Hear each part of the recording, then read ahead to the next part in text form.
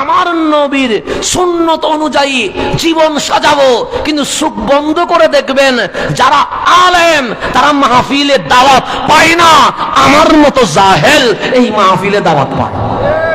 খেয়াল করে দেখেন, আমাদের বড় বড় আলেম আছে না, ওনাদেরকে আমরা দাওয়াত দেই না। আমরা শেখুল হাদিস আল্লামা সুলাইমান আনসারী ওনাকে দাওয়াত দেয় না। আমরা শেখুল হাদিস আল্লামা মাইনুদ্দিন আশরাফি ওনাকে আমরা দাওয়াত দেই না। আমরা এইভাবে যত আকাবের হাজারাত যাদের কাছে এলমও আছে আমলও আছে, ওনারা আসলে মানুষ হয় না। কেন? এলম যাদের আছে ওরা মস্কারি করতে পারে না, এলম যাদের আছে ওরা বানোয়াট কিচ্ছা কাহিনী বলতে পারে না, এলম যারা আছে তারা বেহায়া বেশ্যা কথা বলতে পারে না। কেন? এলম বেশি থাকলে মানুষ নরম হয়ে যায়, আল্লাহর ভয় বুকের মধ্যে জাগ্রত হয়ে যায়, সেই জন্য বিশ্রী কোনো কথা বলতে পারে না, ওনারা গালি দিতে পারে না, ওনারা হাসাইতে পারে না, ওনারা মিথ্যা কাহিনী বলে আপনাদেরকে খুশি করতে পারে না। সেই জন্য মাহফিল কমিটিও নারাজ, যারা শুনে তারাও নারাজ। কিন্তু আমাদের মতো মূর্খ যাদের এলম নাই, তাদের তো আল্লাহর ভয় নাই, মানুষকে খুশি করার জন্য আমরা আজে বাজে কথা বলে আপনাদেরকে খুশি করি, কিন্তু আল্লাহ এবং রসুলকে নারাজ করি। আমার রসুল বলছে, যখন দেখবা কোরআনের মঞ্চগুলো হাদিসের মঞ্চগুলোতে আলেম নাই, আছে কে? জাহেল। তো এই আমি বক্তা হওয়া এটা কিয়ামতের আলামত। এটা কিসের আলামত?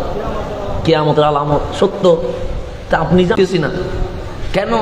কারণ আমাদের আসল উলামায়ে কারাম ওনাদেরকে আমরা দাওয়াত দেই না, ওনারা আসলে আমরা মাহফিল শুনি না।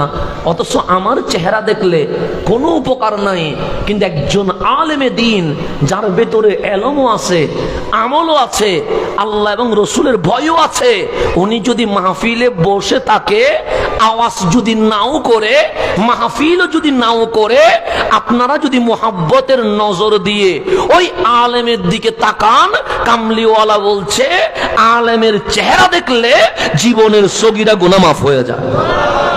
মাহফিল শুনেন নাই, মাহফিল কি করেন নাই, মানে উনি মাহফিল করে নাই, এমনি আসি বসে আছে কোথায়? মঞ্চে। আপনারা এমনিতে দুই চোখ দিয়ে একজন আল্লাহর নবীর ওয়ারেস বসে আছে, সেই জন্য আপনারা আলেমের দিকে তাকিয়ে আছেন। কিসে? মুহাব্বতের নজরে। সগীরা গুনাহ মাফ হচ্ছে। রব্বুল আলামিন কারামান কাতিবিনকে ঘোষণা করছে, আমার বান্দা চায়ের দোকানে নয়, সিনেমা হলে নয়, নাটক প্যাকেজে নয়, আমার প্রিয় বান্দা আলেমে দ্বীনের চেহারার নজরে আছে। এই নজরে তাকা, তাকিয়ে তাকা, এটাকে ইবাদত হিসেবে সওয়াব লিখতে থাকো। তাহলে আলেমকে দেখলে সওয়াব, দেখলে কি? আলেমকে দেখলে সগীরা গুনাহ মাফ হয়। আলেমের সাথে আপনার উঠা বসা হলে কাল হাসরের ময়দানে যদি আপনি আটকে যান, আমি বলি নাই, আপনি বুখারী শরীফ খোলেন, সেখানে আল্লাহর হাবিব বলছেন, তোমরা দুনিয়াতে হক প্রতিষ্ঠায় কি চক্রা করছো? আরে কাল হাসরের ময়দানে যারা মুমিনিন, আসল মুমিন, যারা সালেহিন, আল্লাহর প্রিয় বান্দা, তাদেরকে আল্লাহ যখন জান্নাত দিয়ে দিবে, বলবে উদখুলু, যাও জান্নাতে। ওনারা দাঁড়িয়ে যাবেন, আল্লাহ বলবে খুশি হও নাই? ওনারা বলবেন অবশ্যই খুশি হয়েছি। খুশি হলে জান্নাতে যাচ্ছ না কেন?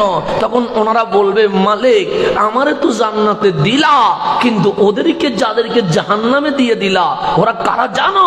মালিক বলে, ওরা কারা? সে ইখওয়ানুনা, ওরা তো আমার আপনজন, ওরা তো আমার প্রিয়। কেমন প্রিয়? সে ইউসাল্লুনা মাআনা, আমার সাথে নামাজ পড়েছে, ইয়াহুজ্জুনা মাআনা, আমার সাথে হজ করেছে, ইয়াসুমুনা মাআনা, আমার সাথে ইফতার সেহরি করেছে, আমার মজলিসে বসেছে। আল্লাহ বললেন, কি বলতে চাও? তখন ওনারা দাঁড়িয়ে বলবেন, ওই আপনজন গুলারে জাহান্নামে রেখে আমরা জান্নাতে যেতে পারবো না। আমি আপনার কিছু করতে পারবো না, কিন্তু একজন আলেমে দ্বীন, যিনি আলেম, আপনারা আমাদেরকে আলেম বলিয়েন না, আমাদেরকে আলেম বললে আলেমের ইজ্জত যাবে।